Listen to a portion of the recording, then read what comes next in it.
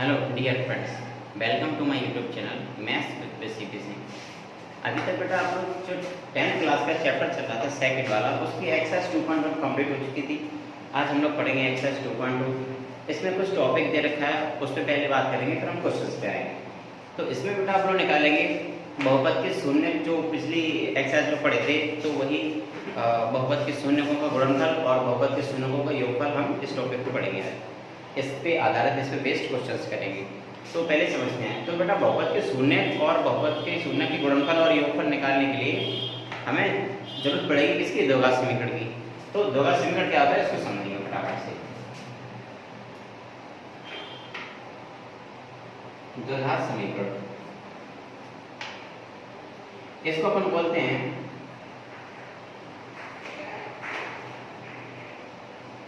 Quadratic equation. क्या बोलते हैं? Quadratic equation. तो द्विघात समीकरण बेटा क्या होता है? ऐसा समीकरण जिसमें जिसकी घात कितनी हो? दो घात, यानी मैक्सिमम पावर दो। और यहाँ पर मैंने मान लिया x² + bx + c = 0। ये आपने पिछली क्लास में पढ़ा हुआ 9th क्लास में। ये कोई इक्वेशन दे रखा है, समीकरण दे रखा है। यहाँ पे बेटा क्या होता है? यहाँ पे x² का गुणांक कितना है? a है, x का गुणांक है b, और c यहाँ पे क्या है? अचर पद। ये आपको पता है। तो यहाँ पे आप देख पा रहे हैं, ये आपको पता है कि c क्या है? अचर पद है, यानी कांस्टेंट है। और जो x या x², ये x है, यहाँ पे ये क्या है? ये चर है, वेरिएबल है। ठीक है, ये आप सभी को पता है। तो अब देखो, जब आप लोग एक चीज बताएंगे, जब आपने पिछले क्लास में 9th क्लास में पढ़ा हुआ मूलों का योगफल और मूलों का गुणनफल के बारे में पढ़ेगा, तो मैं थोड़ा सा आपको रिकॉल करा रहा हूँ कि जब आपने पढ़ा था कि इसमें जो मूल, अगर इसमें बेटा इसके दो मूल होते हैं अल्फा बीटा, इसमें दो मूल मान लें, कौन से? अल्फा मान लें और बीटा मान लें। तो देख लो, आपने पढ़ा हुआ मूलों का जो योगफल होता है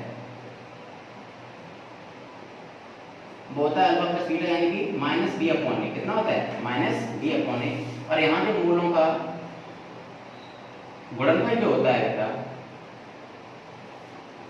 वो होता है अल्फा बीटा, यानी कि c/d। बस। तो जो 9th क्लास में हमने जो पढ़ा था द्विघात समीकरण, इसी से रिलेटेड यहाँ पे क्वेश्चंस, यही वाले फॉर्मूला यहाँ पे बताया गया है। तो देखेंगे, समझेंगे इसको। यहाँ पे बात कर रहा है जो मूल दे रखे हैं अल्फा बीटा, यहाँ पे उसका योगफल है तो -b/a। तो -b/a कौन सा बेटा? यहाँ का जो b है वो आएगा ऊपर और नीचे आएगा क्या? a। इसी क्वेश्चन को हम देखते हैं। अब देखो, यहाँ पे जो मूल, यहाँ पे मूल की बात कर रहा है, हम किसकी बात करेंगे? शून्य की। तो मैं अगर कहूँ कि शून्यकों का योगफल, शून्यकों का योगफल, शून्यकों का योगफल क्या हो जाएगा? शून्यकों का योगफल होता है -b/a। शून्यकों का योगफल क्या हो जाएगा? -b/a। अब ध्यान से देखेंगे बेटा, माइनस मैंने वैसा का वैसे लगा दिया। ये जो b है, ये b किसका गुणांक है? x का गुणांक। तो मैंने b की जगह लिख दिया x का गुणांक अपॉन नीचे जो a है बेटा, a किसका गुणांक है? a है x² का गुणांक।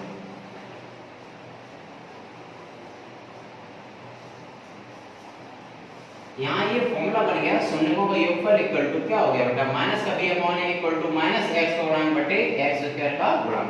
ये हो गया शून्यकों का योगफल का। ऐसे शून्यकों के गुणनफल का फॉर्मूला देखेंगे। तो मैं लिख रहा हूँ यहाँ पे शून्यकों का गुणनफल।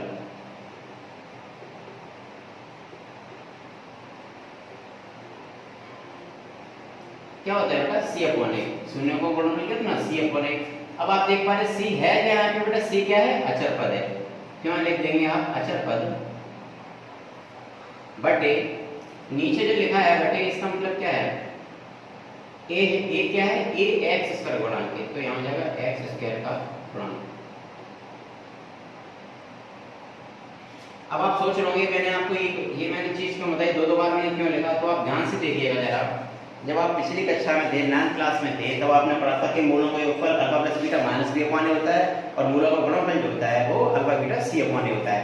और ये a b c है क्या चीज? ये सब क्या है? इसके पद है, यहाँ पे टर्म्स दे रखे हैं, जो इक्वेशन होती है द्विघात समीकरण, उसको। ठीक है, तो अब आप देखिएगा, समझिएगा प्यार से। अगर मैं ऐसे लिखना चाहूँ, शून्यकों का योगफल बराबर -b/a। ठीक है, हाँ ठीक है। कहीं कहीं आपकी बुक में दे रखा है कि इस की जगह दे रखा है -x का गुणांक बटे x² का गुणांक, यानी कि शून्यकों का योगफल जो होगा वो फॉर्मूला डायरेक्ट ये बनेगा, क्या बनेगा, माइनस एक्स का गुणांक बट्टे एक्स स्क्वायर का गुणांक, ठीक है। ऐसे ही शून्यकों का गुणनफल का जो फॉर्मूला बनेगा वो डायरेक्ट ये वाला बनेगा, अचर पद बट्टे एक्स स्क्वायर गुणांक।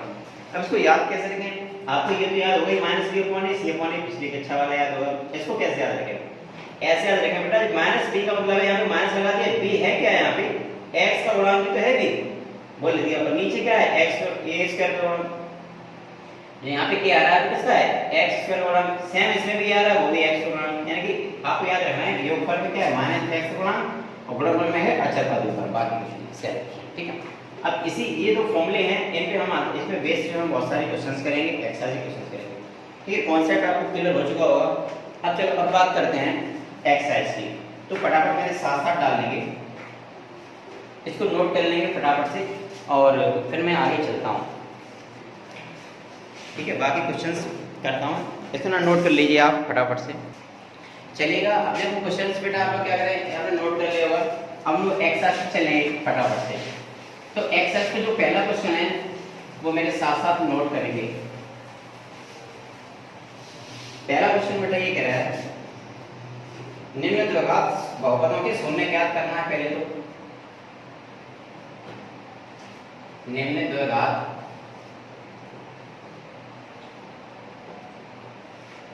बहुपदों के शून्य ज्ञात करो,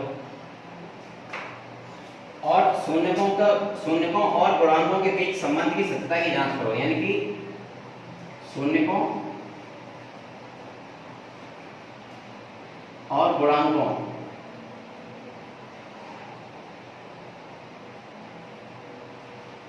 के बीच संबंधों की क्या करनी है, जांच करनी है, यानी कि चेक भी करना है इसको, ठीक है। ये क्वेश्चन है आपका, तो इस क्वेश्चन को समझेंगे फटाफट। इसका मैं पहला क्वेश्चन लिख रहा हूँ, फर्स्ट का पहला question, x square minus 2x minus 8। फटाफट इसको समझेंगे, बहुत ही प्यारा क्वेश्चन है, इसको समझेंगे जरा ध्यान से, कैसे क्वेश्चन करेंगे देखो ध्यान से, कि जब भी बात इसकी आएगी शून्यकों के बहुपद की बात आएगी, तो देखो क्या करें, देखो हमें क्या निकालना है, बहुपद के शून्य निकालेंगे, किसके बहुपद के, द्विघात बहुपद। ये बहुपद है जो कैसा है, द्विघात है, क्योंकि मैक्सिमम पावर 2 है, ये द्विघात समीकरण मिल गया आपको। सबसे पहले हम क्या करेंगे, इसको मान लेंगे p of x equal to x square minus 2x minus 8, समीकरण नंबर 1, ठीक है। इसकी हम तुलना करेंगे किससे, इसकी हम तुलना करेंगे ax square plus bx plus c बराबर 0 से तुलना करने पर,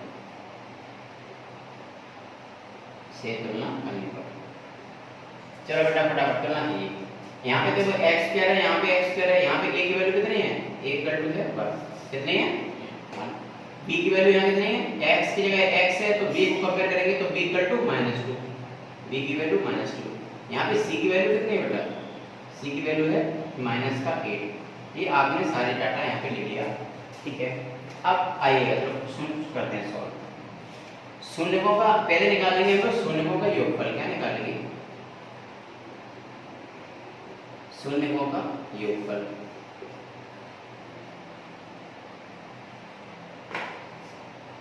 ठीक है।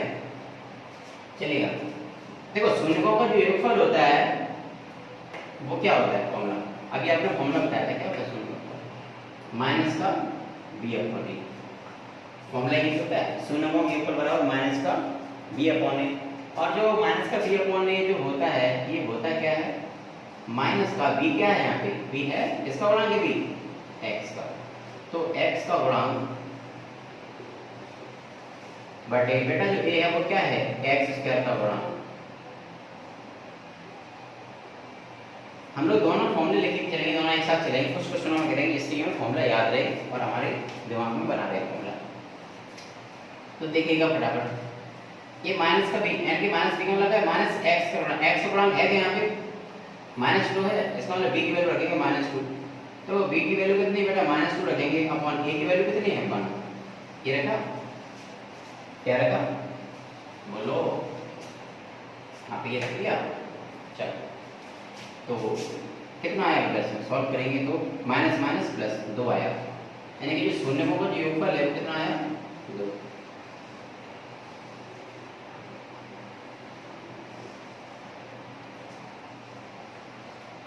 ये तो एक योगफल है। शून्य को गुणनफल और निकाल लेते हैं। शून्य का गुणनफल क्या हो जाएगा? c upon a। c यहाँ पे है क्या? c क्या है? c है अचर पद। क्या है? c अचर पद है। और a क्या है? ये x स्क्वायर का पूर्णांक है। वैल्यू रखेंगे फटाफट से। c की वैल्यू है बेटा -8 और a की वैल्यू कितनी है? 1, यानी कि इसकी वैल्यू है -8। तो शून्यकों का गुणनफल आया तो कितना आया? शून्य का गुणनफल आया कितना? -8। ये आपका हो गया। ठीक है, ये आपका आंसर हो गया। अब सत्यता की जांच कर लेते हैं कि ये सत्य है भी या नहीं। सत्यता की जांच। ठीक है, देखो आपने क्या किया इस इक्वेशन में, यहाँ पे क्या किया, इक्वेशन को आपने सॉल्व किया। यहाँ पे निकाल लिया, शून्य को योगफल निकाल लिया 2 आया और गुणनफल निकाल लिया -8 आया। अब ये बताओ बेटा यहाँ पे इसमें शून्य कौन कौन से थी? बोलो।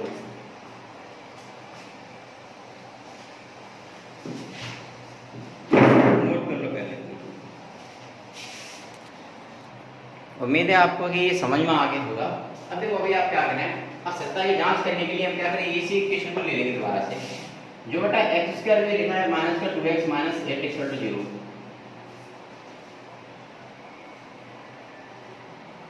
इसको हम क्या करेंगे? 0 के बराबर मानेंगे। इसके करेंगे फैक्टर। क्या करेंगे? फैक्टर। अब एक बात बताओ बेटा, शून्य का अपने पढ़ा था, शून्य होता क्या है? शून्य वो चीज होती है जो उस चर का मान होता है। यहाँ पे चर क्या है? x चर है। इसका मतलब x के जो मान होंगे वही क्या होंगे? उसके शून्य होंगे।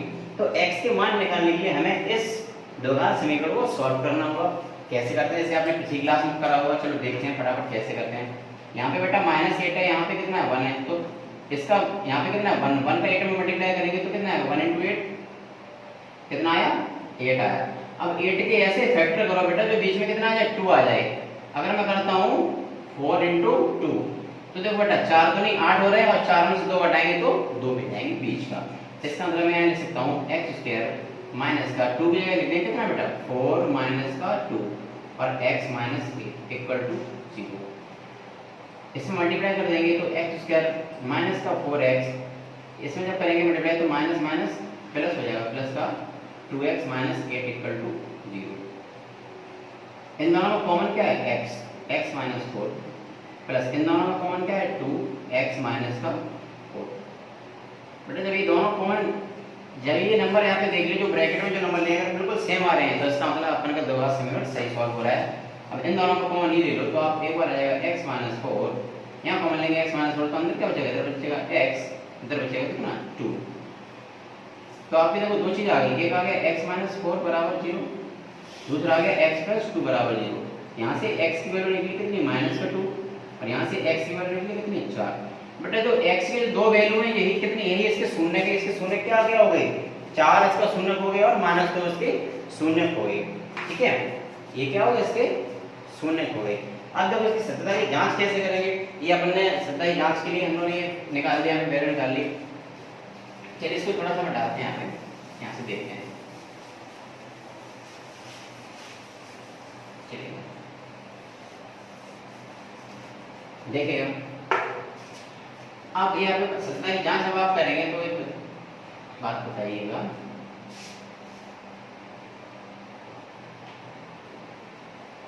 शून्यकों का योगफल जो अभी आपने निकाला है कितना निकाला है? शून्यकों का योगफल कितना है? -2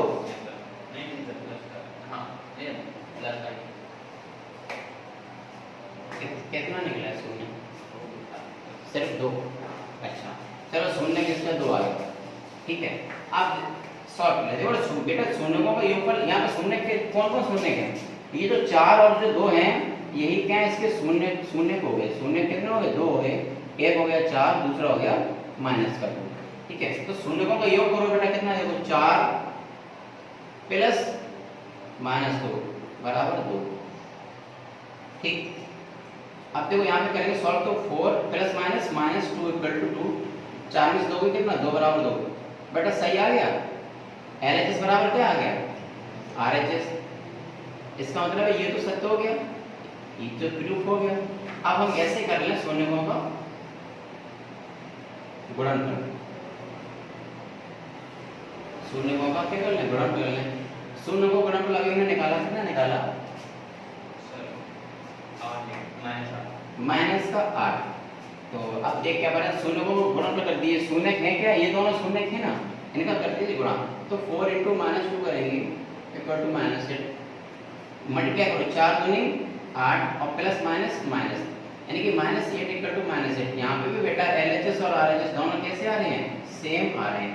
इसका मतलब ये हमारी हो गई सत्ता की जांच हो गई कि जो शून्यकों का योगफल है वो 2 ही आएगा और शून्य को गुणनफल वो भी कितना आएगा, -8 ही आएगा। ठीक है, ये क्वेश्चन आपको समझ में आएगा, थोड़ा सा लेंथी हो गया है क्वेश्चन, और अभी से शॉर्ट ट्रिक नहीं है, आप शॉर्ट ट्रिक सीखेंगे तो क्वेश्चन नहीं कर पाएंगे। अभी आपको लॉन्ग ट्रिक से ही चलना है, लॉन्ग पूरा मेथड सीखना है, ठीक है। और ये क्या करें, ये क्वेश्चन को नोट कर लीजिए और अगला क्वेश्चन देखते हैं फटाफट से। ठीक है, आपको क्वेश्चन ये अच्छे समझ में आ गया होगा। बाकी अब आप क्या करें, जो बाकी के जो क्वेश्चंस बचे हुए हैं, टाइम ज़्यादा हो रहा है, कितने ही समय तक रखते हैं और फिर नेक्स्ट वीडियो में बाकी क्वेश्चंस करेंगे हम, ठीक है। और ये दोस्तों के साथ शेयर करते रहिएगा, जो वो भी पढ़ सकें, आप भी पढ़ें, उन्हें भी समझाएं, और भी साथ के जो लोग हैं उनको भी बोलें सब्सक्राइब करने के लिए, ठीक है। बाकी जो क्वेश्चंस बचे हैं चलिए करते हैं नेक्स्ट वीडियो में, तब तक के लिए धन्यवाद।